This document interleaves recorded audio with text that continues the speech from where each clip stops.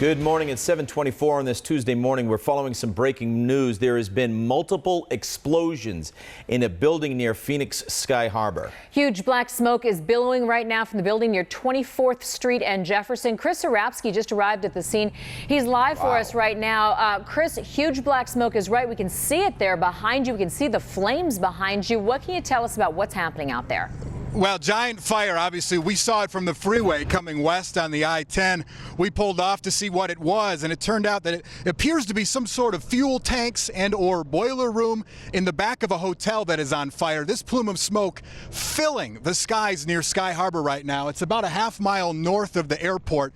We're at about 24th Street and Jefferson right now is where we're situated, and what it appears to be is in the back of the Sterling International Hotels. It's a small hotel complex here. It's one of two in the area.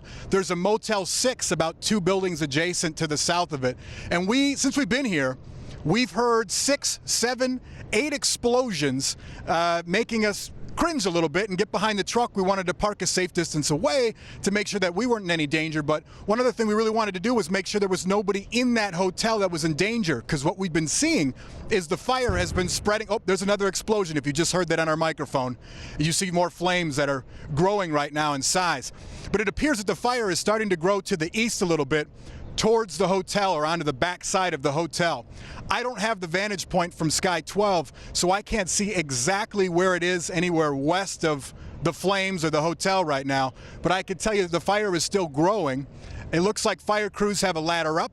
They are starting to get some water on the fire, but I don't know exactly how they're going to treat this situation because I'm not sure what's burning. I do have a man here right now. We saw him running out of the Motel 6, which again is just a building over. This is Terry Dastrup, 23-year-old. You were staying at the hotel. What did you see when these flames first started coming up? Pretty crazy. Well, I was in watching TV and I heard one explosion, and then about 30 seconds later it was an immediate, and I ran out and saw a big old black cloud of smoke, followed by like 3 or 4 more explosions, and that's when I ran out here. Yeah, I mean, you and I arrived at the same time almost as you were coming out of the hotel, and I saw you running for cover. I mean, that's almost what it felt like. Yeah. How big could the explosions get? Yeah, I was rattling the windows. Felt like, at first I thought maybe someone dropped a bag or something off a bed, and then it just rattling windows, and I was like, that's not right. So I came You're out. staying at the Motel 6. Yeah. You said you almost stayed at that hotel last night. Yeah, I almost did, but I didn't end up staying there. I stayed over there instead. It's a luck, but When it first started, what did you see and hear? Because we came when the plume started getting big, so we weren't there in its infancy. Right. What did you hear first? Was it an explosion or was it the fire first? it was an explosion, big explosion. Interesting. Bigger than any of these we heard. It was the initial one, I think, is what set it off. And you were with a couple other guys over here? We were all, me and a couple other guys ran out, and he was like, what the heck was that? And I said, I don't know. And then he ran out and he pointed at the sky and saw smoke. It's scary. Yeah, it's scary. Yeah. Well, we got this vantage point from here right now. We are a safe distance away. Again, we're just a few blocks to the east of this fire. You can see that water is coming down now from one of the ladders from the fire truck. Again, we don't know from this point what exactly is burning, if it's fuel or if it's something else, but it appears to be a boiler room or a gas tank situation on the backside of the Sterling International Hotels. So we're going to keep an eye on this. It looks like hopefully fire department is starting to get some control on this. I'm sure you can see this plume from just about anywhere in the valley right now, but let's send it back to the studio, guys. Now to today's TMJ4 exclusive. A North Shore native narrowly survived the massacre. 2003 Homestead High grad Kerry Rotman was shot in the leg but managed to escape the theater alive. This morning we are hearing the story in his own words. Chris Rapsky reports. He has a bullet hole through his leg. A small entry wound and a large exit. But Kerry Rotman's sense of humor is still intact. His Facebook status, shot in the leg at Batman. Where is he when you need him? His version of the shooting, however, is much darker. We heard a couple screams and realized that this was a shooter and a serious situation. Somebody's firing into the audience. Rotman's friend Pierce was hit badly in the shoulder. He recalls the two of them curled up, praying on the ground. All of a sudden, I get hit in my right leg. And so that's what I say, you know, Pierce, I'm hit, I'm hit, I'm hit. And that's when I didn't really hear a response from him. In survival mode, shot in the leg, the 27-year-old ran outside and collapsed. Soon, 4 strangers grab him and pull him to safety. She took her belt off, she wrapped it around my leg, tied it as tight as she could, put her hands over my wound. Another flagged down a cop who pulled Rotman into the car and fled to the hospital. He's got his hands kind of in front of me, and I just kind of turn and grab his forearms, and I'm just squeezing, you know, just because of the pain, pretty much. I mean, it just hurt. During our visit, Governor Hickenlooper stopped in, Rotman expressing his gratitude towards the 4 strangers who saved him. And you guys helped me stay calm. You guys helped a total stranger in complete and utter, you know, desperation and need. And, you know, can't thank you enough. If you're over 21, I'd like to take you out for a beer. And worth pointing out that the reporter on that story, Chris Rapsky, is from our area and actually played high school football with Carrie Rotman at Homestead, reunited by this tragedy in an Aurora hospital room. But you can see the water up to the wheel wells of these vehicles. We've seen some people who have been stranded decide that they're going to wade across the lanes of I-10, and when they come across, the water is at least up to their knees, Faye. It has been raining here for quite a while. It stopped for 10 or 15 minutes. It slowed down, and then it got worse. But again, it's just adding to this problem. 43rd Avenue and I-10 to 51st Avenue and I-10. And Faye, if you thought you could luck out by getting off on the surface streets, McDowell, just north of the freeway here, between 43rd and 51st, that's a mess too. There's a lot of water to some stranded drivers there. As an Italian-American, Pasta, and bread. this has been the foundation of Nora Fasanelli's diet, until one day it began to make her sick. Well, I didn't know I couldn't eat wheat products. All I knew was that for 3 years I had a tummy ache. Doctors told her she had non-celiac gluten sensitivity, a disorder affecting an estimated 6% of Americans. I decided to go gluten-free to see if it would help. For the most part, her new gluten-free diet made her feel better. But then, a trip overseas to Czech Republic would change everything. I decided to give a little dumpling a taste and to see what happened. And I waited a few hours and nothing happened. I felt fine. It wasn't just the dumplings. It was the pasta, then bread, then desserts. Any wheat product she ate didn't affect her. First, I thought it was all in my head, and just because I was on vacation, somehow or another, I had had a magic spell placed over me. Thinking she may be cured, she tried an American-made cookie on the flight home. I had the same bad reaction within 5 minutes. The tests would be repeated. Other vacations to Italy, Switzerland, and New Zealand. Same thing. Wheat was back on the table. But every time she came back to the States, her, quote, gluten sensitivity came back. This got us thinking, why would she be able to eat wheat products from some European countries, but not the U.S.?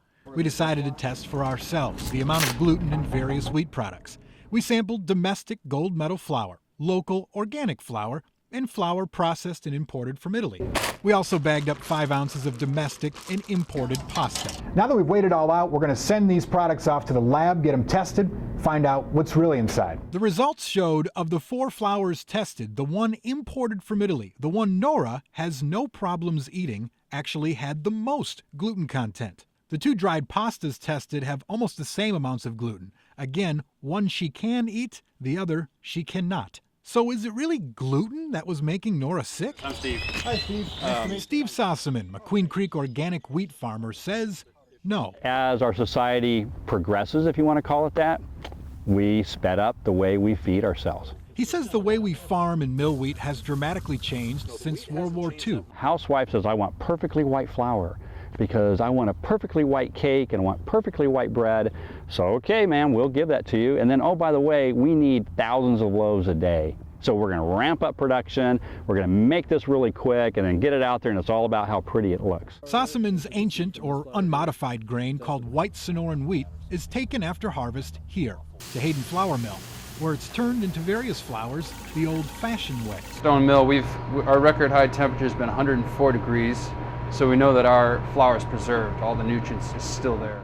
Master miller Benjamin Butler believes the way big companies mill wheat is one of the problems with American wheat products. They'll do whatever they can to make it as cheap as they can, as quick as they can, and as easy as they can. First time it's ever been grown. Right. Here in Arizona. The man next to Sossaman is J.D. McClelland, a documentary filmmaker soon to release A Grain Divide, an inside look at America's wheat. The problem with gluten intolerance in general is that it kind of doesn't exist. In his film, restaurateurs, farmers, wheat breeders, and scientists all point to industrial wheat processing as a major health concern. That Wonder Bread has probably got 30 ingredients in it, many of which you've never seen before, you don't recognize. So when we talk about a wheat problem, we don't really have a wheat problem, we have a refined white flour problem, because that's what we're eating 95% of the time. If you look at the store, I like to rate breads as like A, B, and C. Sure. They're all good, but some are better than others. it's pretty hard to tell what you're eating. Bread is supposed to have 4 ingredients: flour, yeast, water, salt.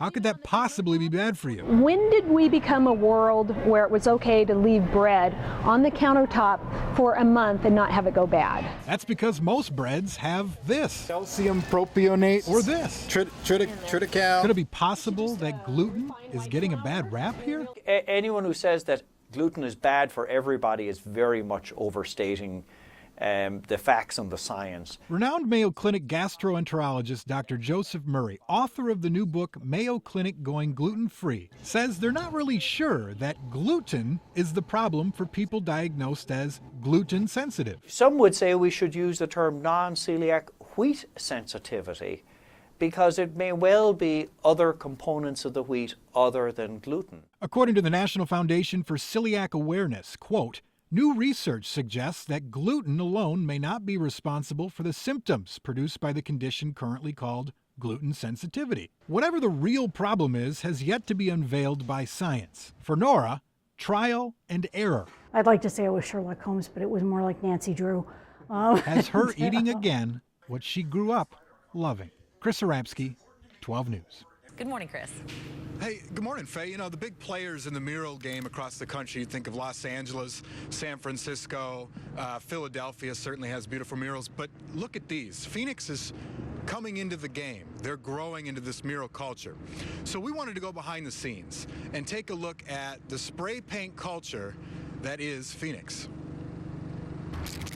Under cover of night, often into the early morning sun. It's the only time that I can say in my life that I have zero thought. They paint. The medium is aerosol, but I consider it more just public art. By way of spray. When you pick up a spray can, everything is in reverse. Or touch of brush. The bricks. I'm gonna dust it a little bit and dust his shirt. The tiles. It's a tribute to family, right? It's a tribute to the neighborhoods. Their canvas. I'm Thomas Marcus, downtown Phoenix. This is La Lakota. Meet the veterans. I'm Sequoia. The new guy. I'm Marty Moreno, and I'm a muralist. The legend. Most of them started by tagging. Was a snot-nosed tagger kid at one point. The police were called. I'll say just unsanctioned work. Fortunately, I did not get in trouble. Those hard-to-read scribbles scarring neighborhoods across the city. There's good graffiti, right? And there's bad graffiti, I guess. Once founded on destruction. Tagging is more the scribbling and just vandalizing and destruction of property. Mural art is now a common method to deter graffiti. It really revitalizes downtown. You know, people used to graffiti or tag and all that, but then all of a sudden you have a beautiful piece of art, and these graffiti individuals respect art. It's the street code, the unwritten rules of the game. Sort of know better not to go over something that's a large-scale piece that's maybe done with a higher quality than what they're doing. Not all pieces are immune, though. This mural was tagged, dubbed by some street artists as a copy of a prominent San Franciscan artist, a charge this artist denies. It sucks because I spent a lot of time working on it, but it happens. But for the most part, murals work to reduce graffiti, tell a story, and inspire youth. I see a lot of younger guys dealing with business owners, asking for permission, funding to paint these murals, and I think that's great. You got to embrace your community, so it's got to reflect their concerns, their history, their culture.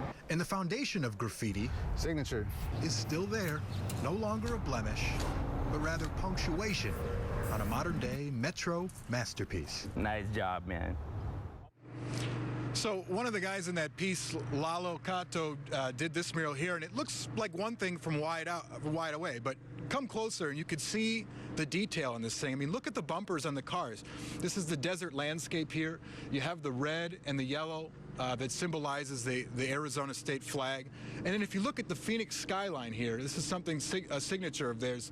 They actually put cacti on the top of the buildings in the skyline, which is a very Phoenix thing here representing the desert. So very, very cool stuff. If you get a chance to see these murals, get a closer look and see what you can really get out of them. But hey, we want to know what you think about your favorite mural in Phoenix. So on our Facebook page, we've posted 4 pictures of murals that we think are pretty impressive, and we'd like to know what you think. So just click like on the picture that you happen to like. I believe the Jesus Saves one right now has the most likes. It's in the middle on the bottom there. But I think the Angels Trumpet Ale House is incredible. If you go by 2nd Street in Fillmore, that thing is so bold and so beautiful. And frankly, it's the reason why we wanted to look into this and do this piece. So just really cool stuff, Faye.